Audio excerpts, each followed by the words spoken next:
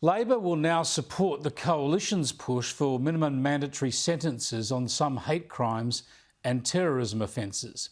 After 16 months of weakness on antisemitism, the Prime Minister is trying to catch up.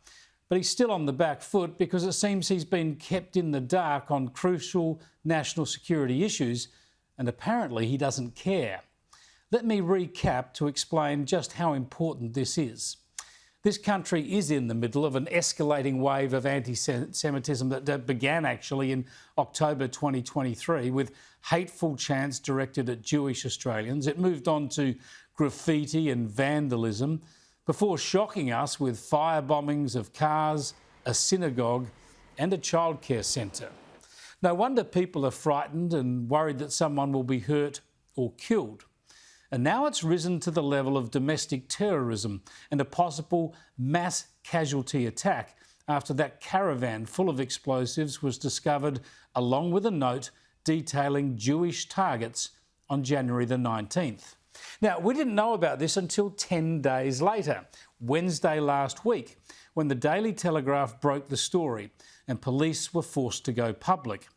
This is a deadly serious national security issue, and the New South Wales Premier Chris Minns revealed that he was briefed by police the day after the discovery, and he kept that information confidential until the public announcement. But Anthony Albanese will not say when he was told or whether he was even briefed before the public announcement. You must have been absolutely livid that you weren't notified. No, you're making an incredible assumption there, Carl. You know what is important here? What's important here is that we don't play politics with national security. Playing politics? Shouldn't the Prime Minister tell us when he was briefed? Or shouldn't he be admonishing his agencies if he wasn't? How can you lead and act when you don't even know? The opposition leader wants an inquiry into all this, and he has a theory about why the PM wasn't told. The New South Wales Police have either made a deliberate decision not to advise the Commonwealth so that the Prime Minister wasn't advised because they were worried he was going to leak the information. Beyond that, there's no other reasonable explanation. But the Prime Minister is still refusing to say when he was told, and he's rejected an inquiry. This is an ongoing investigation.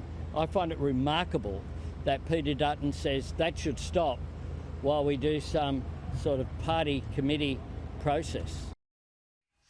Well, no one is suggesting the investigation should stop. That's just an absurd and desperate diversion. Why wouldn't the Prime Minister tell us when he was briefed?